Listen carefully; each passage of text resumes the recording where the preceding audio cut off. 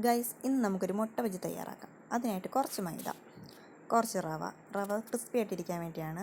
കടലമാവിൽ ഇത് ചെയ്യാറുണ്ട്, ഞാൻ ഇന്നിവിടെ മൈദയിലാണ് ചെയ്യുന്നത്. പിന്നെ കുറച്ച് സോഡാപ്പൊടി ഇട്ട് കൊടുക്കാം.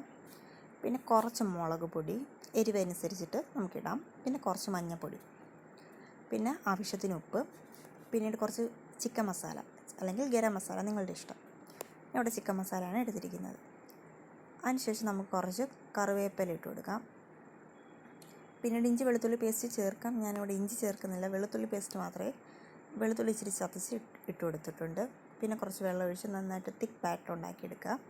ശേഷം നമ്മൾ പുഴുങ്ങിയ മുട്ട നന്നായിട്ട് കീറി നമ്മൾ ബാറ്ററിൽ മുക്കി നമ്മൾ എണ്ണ ചൂടാകുമ്പോൾ നന്നായിട്ട് പൊരിച്ചെടുക്കുക. വളരെ ഈസിയാണ്, വളരെ ഈസിയായിട്ട് പ്രിപ്പയർ ചെയ്യാൻ പറ്റിയൊരു ഡിഷാണ്. എല്ലാവരും ഇതൊന്ന് ട്രൈ ചെയ്യണം. പിന്നീട് ഇതിൻ്റെ മാവ് കുറച്ച് അധികം വന്നു, അപ്പം ഞാൻ കുറച്ച് ഉള്ളി അരിഞ്ഞിട്ട് നല്ല ഉള്ളിവട ഉണ്ടാക്കി സെറ്റാക്കി. പക്ഷേ ഒരു ഇച്ചിരി ഉപ്പിട്ട് കൊടുക്കണമായിരുന്നു. ഉള്ളിവടയ്ക്ക് കുറച്ചുകൂടി ഉപ്പിൻ്റെ ആവശ്യമുണ്ടായിരുന്നു. ആ ഒരു കുറവല്ലാതെ ബാക്കി നല്ല ടേസ്റ്റി ആയിരുന്നു. മുട്ട ബജി പൊളിയായിരുന്നു. ഇത് വളരെ ഈസി ആയിട്ട് ഉണ്ടാക്കാൻ പറ്റിയാണ്. എല്ലാവരും ഇത് ട്രൈ ചെയ്യണം കേട്ടോ. ഇത് ടൊമാറ്റോ സോസായിട്ട് കഴിച്ചാൽ നല്ല ബെസ്റ്റായിരിക്കും.